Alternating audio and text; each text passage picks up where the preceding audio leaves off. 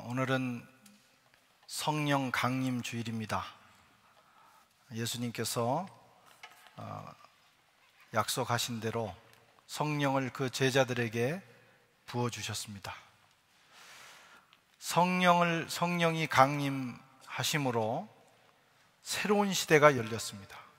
교회 시대, 선교 시대, 그리고 이방인에게 복음이 전해지는 이방인의 시대가 열린 것입니다. 오늘 읽은 말씀은 우리 주님께서 승천하시면서 이 새로운 시대에 일어날 일과 그 시대에 주님을 따르는 사람들이 감당해야 될 사명에 대해서 말씀해 주셨습니다. 하늘 아버지께서 약속하신 성령이 제자들에게 임할 것이다. 그 성령은 오셔서 능력을 부어주신다. 기름 부음을 허락하신다. 그리고 능력을 받은 하나님의 사람들은 예수 그리스도의 증인된 삶을 살게 될 것이다. 이것이 바로 오늘 본문의 말씀입니다. 이 명령을 선교 명령이라고 합니다. 새 시대의 최고의 사명이 무엇일까요? 그것은 바로 선교의 사명을 감당하는 것입니다.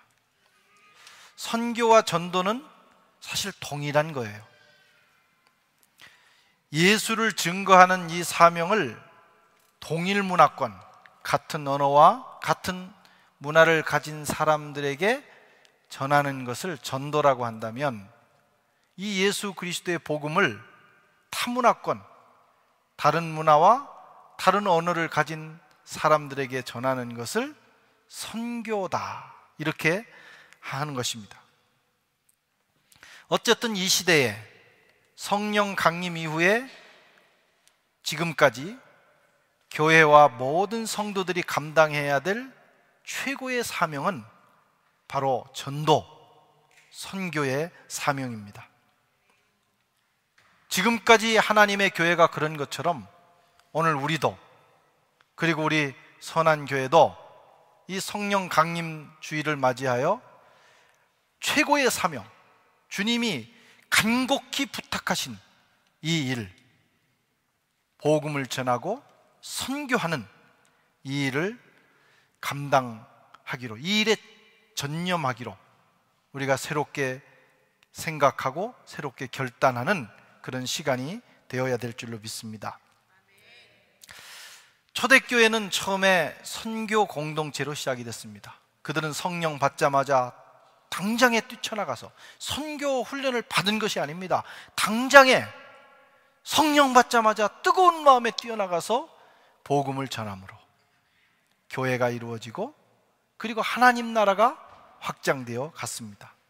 초대교회는 철저하게 선교 공동체였어요. 물론 그 안에 친교가 있고 교육이 있었지만 그래도 최고의 사명은 선교하는 것이었습니다. 그런데 교회가 시간이 지나면서 이 선교라고 하는, 전도라고 하는 복음 전파의 사명은 잃어버리고 점점 친교 공동체로 전환이 됩니다. 이게 문제예요.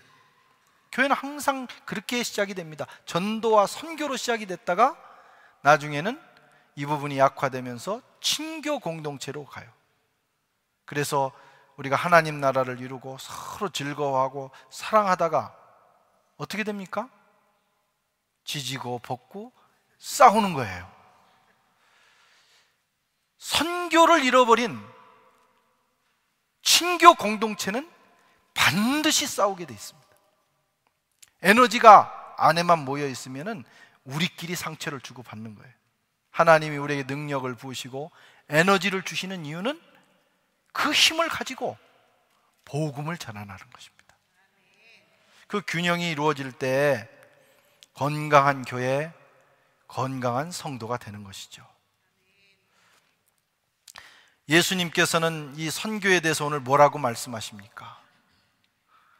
무엇이 선교인가? 어떻게 선교를 감당할 것인가? 8절에 보면 오직 성령이 너희에게 임하시면, 선교의 주체가 누구냐? 하나님이시라는 거예요. 전도와 선교는 하나님이 직접 행하시는 하나님의 일이다. 그럼 우리는 뭐냐? 성도는 그 하나님이 하시는 하나님의 일에 동역자로 참여하는, 종으로 참여하는, 도구로 참여하는 존재들인 거예요. 교회도 마찬가지입니다. 선교의 주체는 하나님이셔요. 그래서 선교가 위대하고 거룩하고 우리가 반드시 감당해야 될 일인 것입니다. 그건 우리의 일도 아니고 선교사의 일도 아니고 교회의 일도 아니에요. 하나님의 일이에요. 그 일에 우리가 부르심을 받은 것입니다. 그래서 전도와 선교는 영광스러운 것입니다.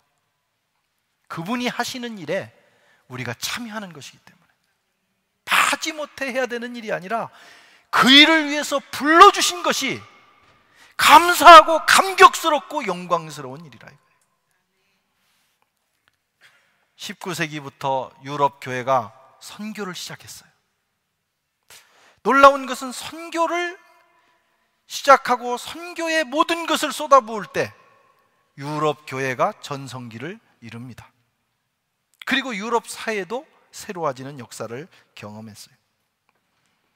수많은 교회와 선교사들이 이 일을 감당했습니다. 그런데 19세기의 선교는 선교의 주체가 교회였어요.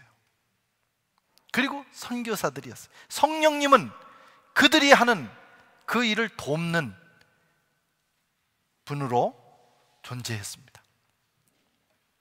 어쨌든 그것도 귀한 일이죠.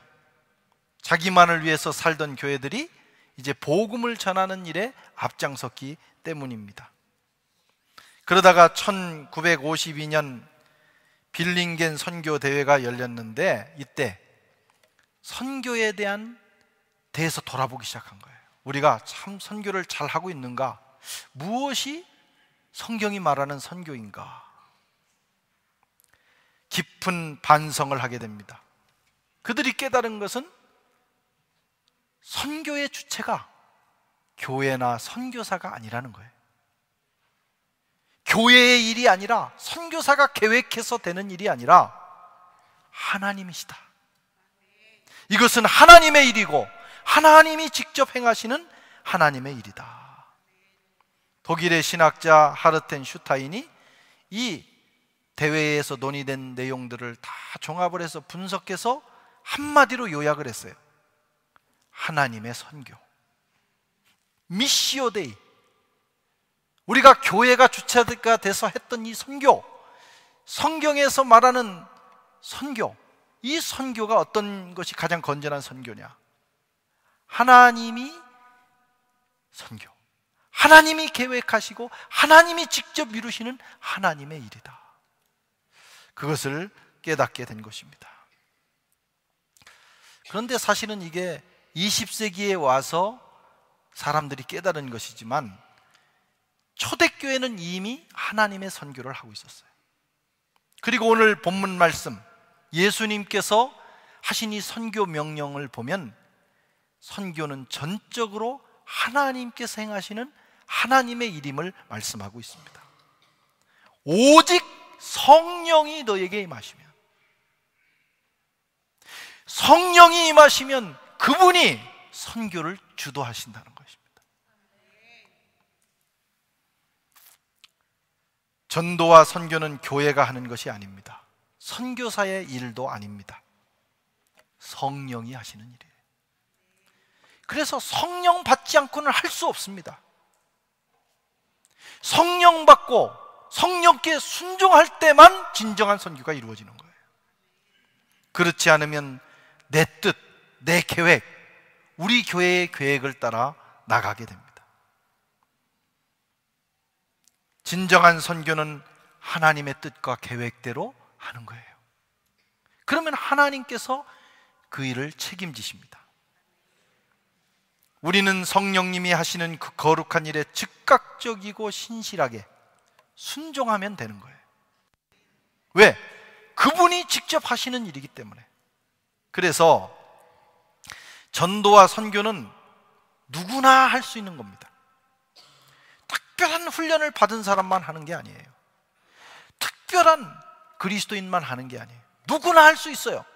성령 받고 성령님께 순종하는 것만 배운 사람은 누구나 선교할 수 있어요.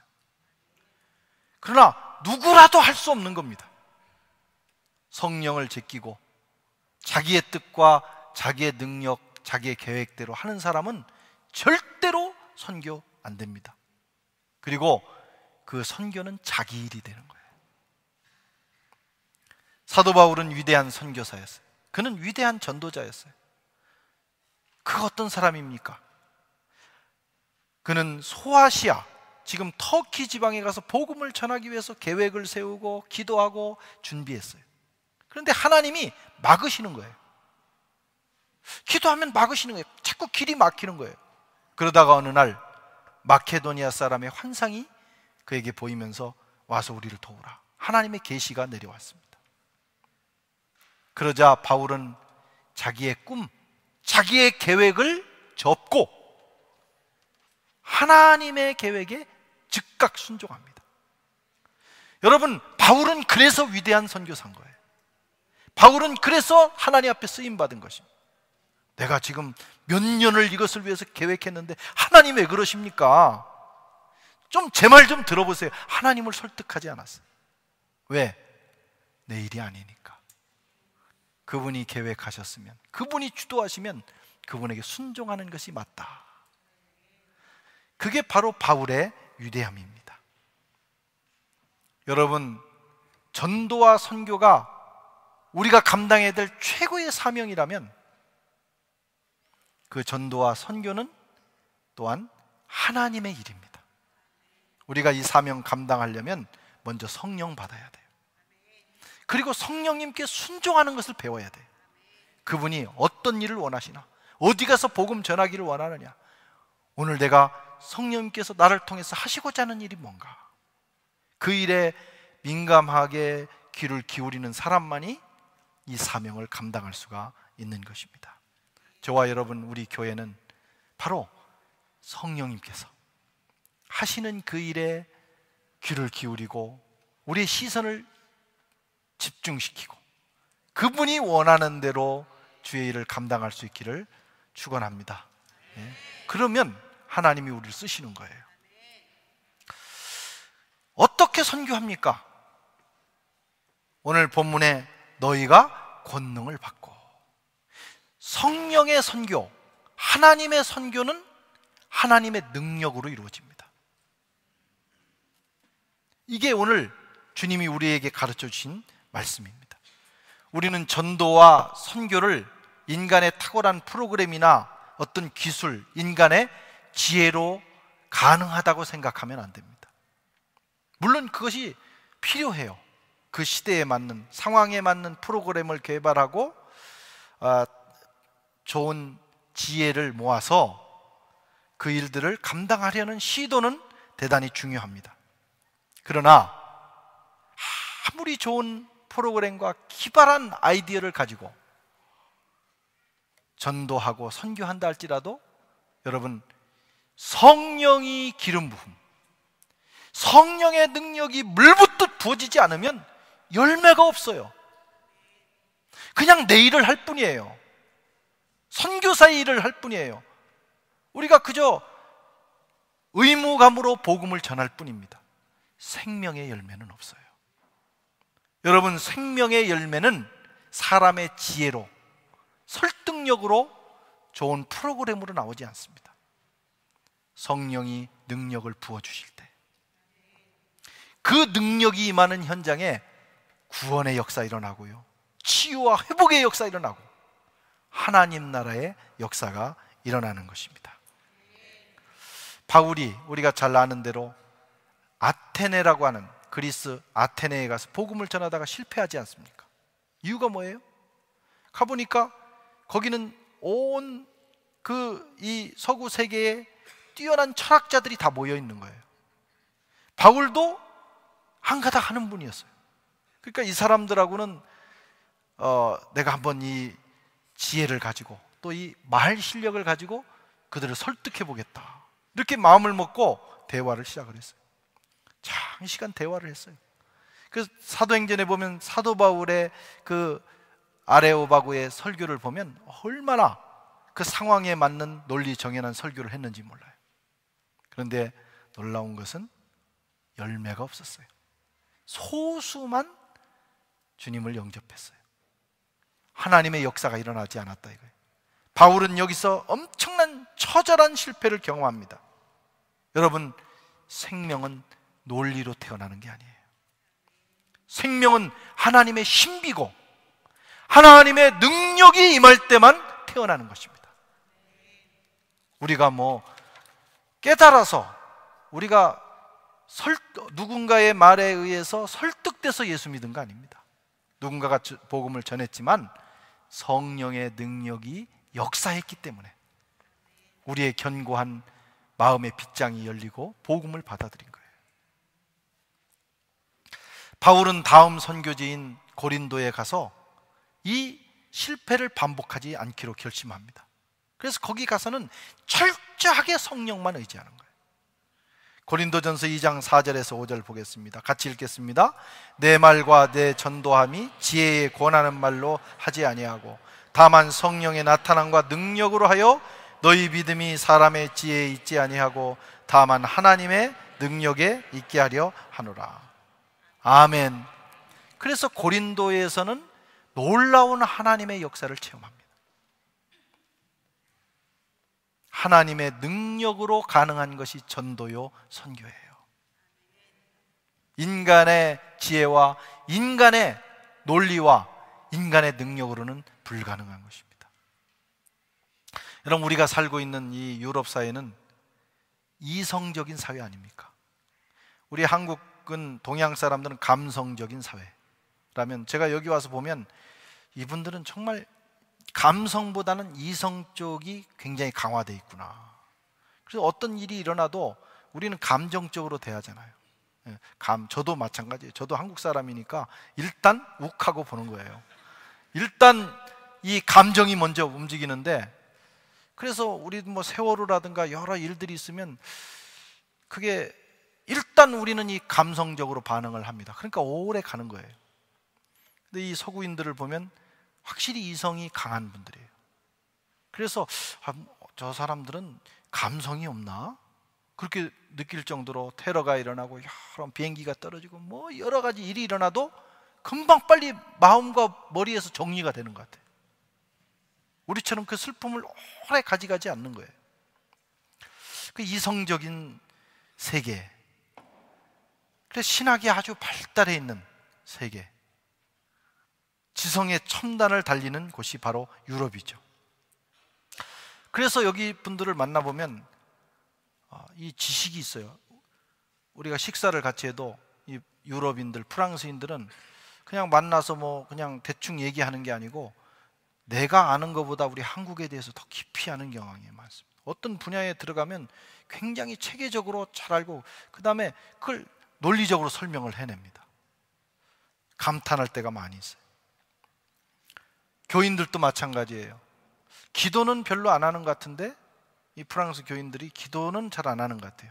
그런데 얘기를 해보면 성경과 특별히 신학에 대한 조예가 있어요.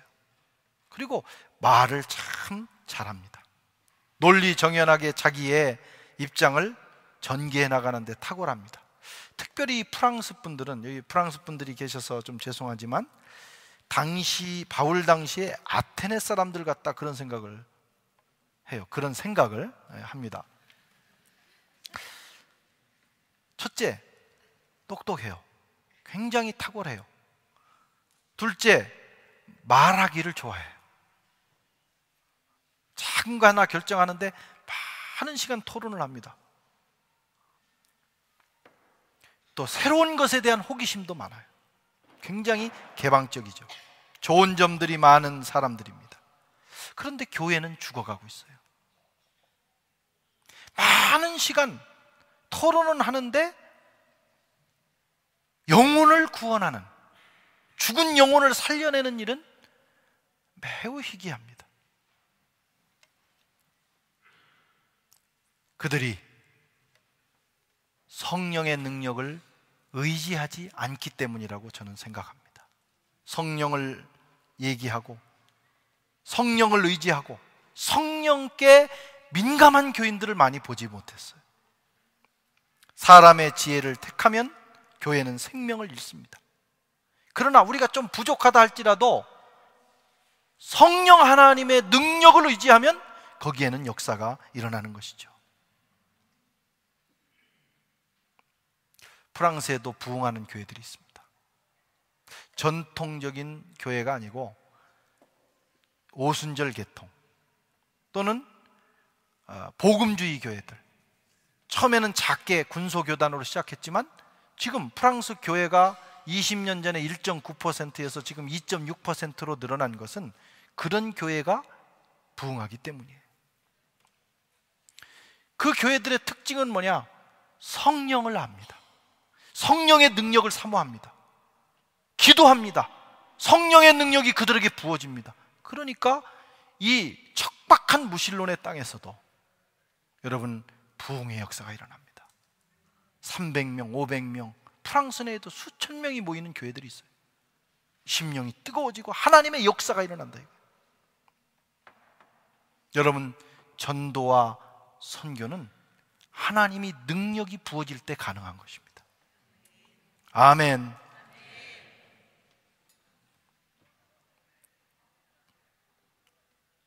성령의 능력이 저와 여러분에게도 임하고 우리 교회에도 임하셔서 우리의 힘이 아니라 성령의 능력으로 이 프랑스 땅에 복음의 꽃이 피기를 바라고, 유럽 땅에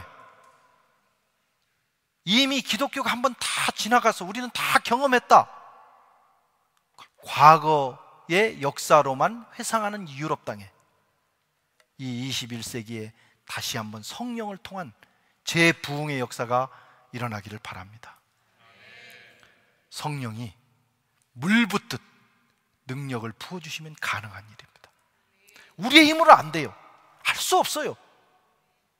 그러나 성령께서 우리 선한 교회에, 저와 여러분들의 영혼에 초대교회처럼 성령의 기름 부음을, 성령의 능력을 물 붓듯 부어주시면 우리는 비록 부족한 제3세계의 사람이라 할지라도 우리를 통해서, 우리 교회를 통해서 이 땅을 깨우고 이 유럽 땅의 부흥의 불길을 일으키는 그런 도구로 사용될 줄로 믿습니다. 우리가 이 오순절날에 그런 사모함이 우리에게 있어야 돼요. 성령의 능력이 부어지면 가능해지는 것이죠. 또 오늘 본문을 보면 그 선교, 전도의 내용이 뭐냐? 주님이 분명하게 말씀합니다. 내 증인이 되리라. 우리가 선교, 전도할 때 그 내용이 분명해야 합니다. 예수 그리스도입니다. 예수 그리스도를 증거하는 것, 예수 그리스도를 증언하는 것이 전도고 선교예요. 그 예수님을 전할 때 기적이 일어납니다. 죽은 사람이 살아나고 죄인이 회개하고 주님 앞에 돌아오고 하나님 나라가 이루어지는 것이죠. 예수 빠진 선교는 그냥 봉사 프로그램으로 전락합니다. 사회 봉사 프로그램, 이걸 선교라고 말하면 안 돼요. 그것도 필요해요. 우리가 가서 먹을 것도 주고, 우리가 가서 샘도 파주고 그들에게 필요한 것들도 주지만 예수 빼고 주는 것은 전도도 선교도 아닙니다. 어떤 예수입니까? 아유, 우리도 다 예수님 이름으로 갑니다. 그러지만 오늘 너희가 내 증인이 되리라 한 이 말씀에는 어떤 예수인가라는 것을 말씀하는 거예요. 어떤 예수예요? 우리를 위해서 십자가에 죽으신 예수, 십자가 예수입니다. 어떤 예수예요? 우리를 의롭게 하기 위하여, 우리에게 생명 주기 위하여 부활하신 예수, 부활 예수예요. 이것을 캐리그마 예수라고 합니다. 예수님의 모습은 여러 모양이 있어요. 창조주, 선지자, 교사, 제사장, 성인, 죄인과 세리들의 친구. 예수님의 다양한 모습이 있어요. 그거 다 중요해요. 그러나 십자가와 부활 예수, 이 십자가에 달려 죽으시고 부활하신 예수, 그거 뺀 나머지는 캐리그마가 아니에요. 거기에는 생명이 없어요. 좋으신 분이고요, 우리가 정말 경배해야 될 분이지만 우리를 구원하시고 우리에게 생명을 주시는 그 예수는 아니라 이거예요. 사도 바울이 초대교회가 전한 예수는 십자가 예수입니다. 우리를 위하여 십자가에 달리신 예수, 우리를 위하여 무덤 문을 열고 나오셔서 생명을 주신 예수. 그래서 그 예수를 만나는 자마다 구원에 이르게 되고, 어떤 죄라도 사함을 받게 되고, 어떤 절망적인 상황에서도 생명, 소망을 얻게 되는 것입니다. 그 예수님의 증인이 되는 것이 바로 선교요, 전도예요. 부활 예수, 십자가 예수가 없는 신앙은 휴머니즘에 불과합니다. 휴머니즘은 가치 있고 소중한 거예요. 우리가 휴머니스트가 돼서 살아가는 건 대단히 중요합니다. 이웃을 긍휼히 여기고 선한 삶을 살고. 선교 현장에 보면 휴머니스트들이 많습니다. 그런데 가만히 보면 복음이 없는 경우가 있어요. 그건 사람들에게 감동을 주고 사람들에게 존경을 받고 자기 스스로 참 가치 있는 인생을 살았다 만족할 수 있을지는 모르지만, 여러분, 생명, 구원, 그리고 하나님 나라를 확장하는 일에는 부족한 것입니다. 십자가 예수, 여러분, 부활 예수를 만날 때 구원과 회복의 역사가 일어나는 줄로 믿습니다. 우리는 복음의 옷을 입어야 돼요.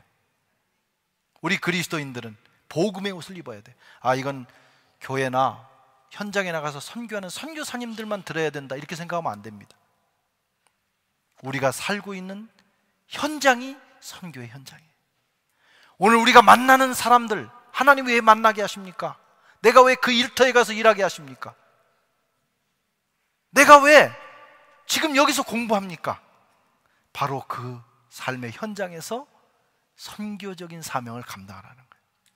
교회는 미셔널 처치, 선교적 교회여야 되고, 우리는 모든 삶의 순간순간마다 복음을 전하는 선교적 성도가 돼야 되는 거예요.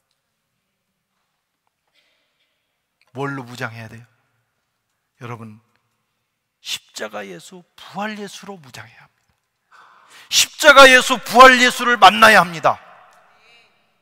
그분의 능력을 힘입어야 돼요. 그분을 우리가 경험하고 그분을 증언할 때, 여러분, 하늘문이 열리는 역사가 일어납니다. 죽은 자가 살아나고 회복과 치유가 일어나요. 놀라운 일 아닙니까? 근데 우리도 그런 전도해야지, 우리가 정말 선교적인 삶을 살아야지 누구나 결심하는데 꼭 알맹이만 빼고 전합니다. 그래서 우리 교회 오면 참 좋아요, 우리 교회 목사님이 좋아요, 우리 구역은 얼마나 분위기가 좋은지 몰라요, 한번 와보세요.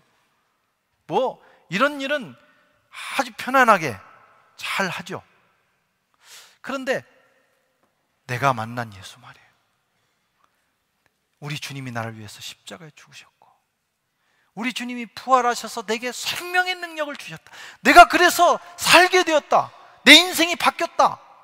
그 십자가 부활 예수를 만난 그 간증은 우리가 잘 못한다 이거예요. 그러니까 열심히 전도하고 많은 시간을 갖지만 변화, 생명의 변화는 잘 일어나지 않는 겁니다. 여러분, 반드시 우리가 빼지 말아야 될 것은 내가 경험한, 내가 만난 십자가 부활 예수를 증거하는 거예요. 그러면 굉장히 딱딱할 것 같고 상대방이 거부 반응을 가질 것 같지만, 사람은요 영적으로 갈급합니다. 우리가 이거저거 만나가지고 장황하게 얘기하면 나중에는 실증 나는 거예요. 본질을 만나고 싶은 거예요. 네가 그렇게 교회 열심히 다닌다면 도대체 네가 그렇게 열심히 다니고 네가 그렇게 봉사하고 네가 그렇게 선한 교회를 가는 이유가 뭐냐 이거예요. 나는 그걸 좀 알고 싶다. 뭐가 너를 그렇게 만들었느냐? 십자가 예수, 부활 예수. 나를 위하여 십자가에 죽으신 그 주님을 내가 만났다고. 내가 만난 주님을 소개하라 이거예요. 여러분, 그때 놀라운 생명의 역사가 일어나는 줄로 믿습니다. 프랑스라고 하는 나라와 유럽은 과거에 기독교 국가였어요. 그래서 사실 이 유럽의 모든 절기가, 명절이 다 기독교 전례를 따라 이루어진 것입니다. 그리고 이 나라들이 점령했던 아프리카를 가보니까 모든 그런 나라가요, 명절이 다 똑같습니다. 코트디부아르 같은 경우는 이 프랑스가 지배를 했기 때문에 명절들이 다 이 기독교 절기를 따라 돼 있어요. 다 쉽니다. 거기다가 요즘은 이제 이슬람이 다수를 이루니까 또 이슬람 절기를 따라 쉬어요. 그러니까 쉬는 날이 엄청 많은 거예요. 어떻게 보면 그들은 1년 동안의 삶을 거의 기독교적인 그 전례와 여러 가지 문화를 따라 살아갑니다. 그리고 그들의 생각, 삶의 방식도 어쩌면 우리 한국 사람들, 우리 크리스찬들보다 더 기독교적인 면들이 많아요. 유럽인들도 마찬가지예요. 그런데 문제는 생명이 없어요. 부흥이 일어나지 않아요. 이유가 뭐냐? 부활 예수, 십자가 예수를 놓쳤기 때문이에요. 예수님이 지나가셨던 모든 절기를 자신들의 명절로 삼아 살지라도 그건 껍데기입니다. 거기를 지나가신 주님을 만나야 돼요. 오늘 우리가 여기서 와서 이 땅을 위하여 기도하는 것은 우리가 만난 그 예수, 십자가 예수, 부활 예수, 그 예수님을 증언하기 위한 것입니다. 그 주님, 그 예수가 전해지는 곳이라면 여기가 아무리 무신론의 땅이라 할지라도 그 예수를 만난 사람에게는 변화가 일어나게 될 줄로 믿습니다. 프랑스의 어느 청년 집회에서 그런 일이 있었다고 그래요. 청년들이 모여서 찬송을 불렀어요. 근데 어떤 찬송이냐면 예수님이 우리 죄를 위하여 십자가에 달리셨네 하면서 그 예수님의 그 십자가 사건을 찬양하는 그 찬송을 불렀는데, 그 집회가 끝난 다음에 프랑스의 이 전통교회에 어느 목사님이 그 청년들을 지도하는 그 목사님에게 찾아와서 강력하게 항의를 합니다. 이건 직접 제가 본인한테 들은 거예요. 항의 내용이 뭐냐? 왜 아이들이 이런 찬송을 불러야 하나? 찬송이 잘못된 게 뭐가 있나? 예수님이 우리 죄를 위하여 십자가에서 피 흘리셨네. 아니라는 거예요. 예수님은 하나님의 아들이시지만 이 땅에 와서 자기의 길을 걸어가는 과정에서 피 흘리신 거예요. 우리의 죄를 위해서 피 흘리신 게 아니라는 거예요. 하여튼 저는 그 얘기를 들으면서 정말 가슴이 먹먹했습니다. 아, 그렇구나. 기독교의 옷을 입고 있지만 복음을 잃어버리면 이 주님이 우리를 위해 십자가에 죽으신, 피 흘리신 그 사건조차도 부인할 수 있겠구나. 심지어 그게 목사라 할지라도. 여러분, 거기에는 생명이 없습니다. 세상이 필요한 것은 예수 그리스도, 우리 위하여 십자가에 죽으시고 부활하신 주님, 그분에게 길이 있고 그분에게 생명이 있습니다. 그분을 만나는 사람은 살게 됩니다. 그분을 만나는 인간은 변화됩니다. 그분을 예배하는 교회가, 여러분, 하나님의 역사가 일어나는 것입니다. 우리가 해야 될 일은 바로 그 주님을 전하는 거예요. 어떤 방법으로든 그 주님을 우리가 그들에게, 이웃에게 전달할 때 하나님의 역사가 일어납니다. 선교와 전도는 피할 수 없는 사명이에요. 주님이 승천하시면서 성령을 약속하셨고 그 성령이 오셔서 하는 일은 전도하고 선교하는 일입니다. 우리의 사명이에요. 이걸 잘 감당한 사람만 하나님 앞에서 보람 있는 인생으로 인생을 마감합니다. 하나님 나라 가서 뭘 내놓겠어요? 내가 잘 먹고 잘 살았다, 공부 잘 해가지고 훌륭한 사람 돼서 정말 명성을 얻고 살았다, 그거 가지고 가는 게 아닙니다. 그것은 보너스예요. 그래서 어쨌단 말이에요.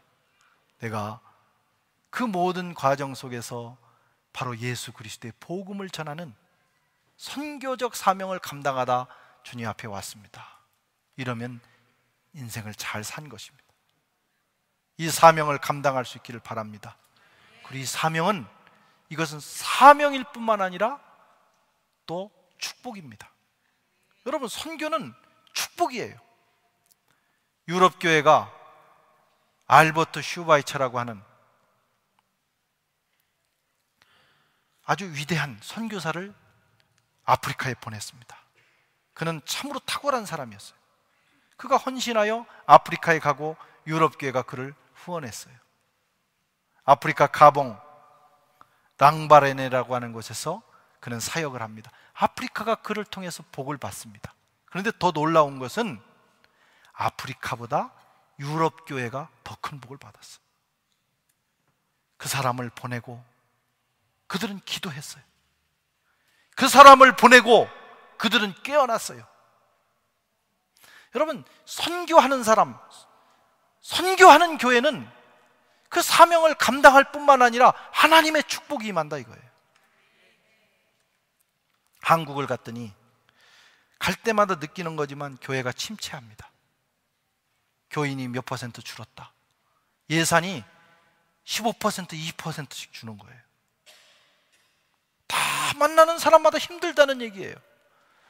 너무너무 힘들다고. 우리 친구는 만났는데 머리가 하얘졌어요. 저도 좀 이렇게 해졌지만 하얘지진 않았잖아요. 1년 만에 만났는데 머리가 하얘졌어요. 정말 민망하더라고. 너무 힘들다는 거예요. 그게 지금 한국의 상황입니다. 그래서 힘들어지니까 어떻게 해요? 선교를 줄이는 거예요. 잠시 선교하는 일을 줄이면서 잠시 자기를 유지할지 모르지만 결국은 망합니다. 이럴 때일수록 어떻게 해야 됩니까? 더 선교하는 일과 복음을 전하는 일과 그저 우리끼리 어떻게든 버티는 게 아니고, 그럴수록 이 하나님의 은혜를 흘려보내는 일에 최선을 다해야 되는 거예요. 근데 놀라운 것은 이런 어려운 상황에서도 부응하며 이런 어려운 상황에서도 하나님의 축복을 받는 교회들이 있어요. 그런 교회는 어려울수록, 어려울 때부터 하나님이 주신 은혜를 흘려보내는 교회, 복음을 전하고 선교하는 일에 하나님의 축복을 이웃에게 흘려보내는 일에 최선을 다하는 교회, 하나님께서 그런 교회를 지금도 축복하십니다. 한국교회 사는 길에 뿐만 아니라 성도들도 마찬가지입니다. 어렵다고 먼저 복음 전하는 일, 선교에 헌신하는 일을 거두기 시작하면 그 다음 계속 어려워지는 거예요. 그러나 여러분, 어려울지라도 선교에 복음을 전하는 일에 내가 기도하고 물질로 헌신하고 때로는 내가 참여하고 그럴 때 여러분, 그 하나님의 선교를 위하여 하나님께서 우리 인생을 축복하시게 되는 것입니다. 오늘 이 성령 강림 주일을 맞이하여 저와 여러분에게 하나님께서 성령의 능력을 물부터 부으시기를 원합니다. 그리고 우리가 그 능력 받아서 복음 전하는 일에, 삶의 현장에서 또 선교를 지원하는 일에 귀하게 쓰임받기를 주의 이름으로 축원합니다.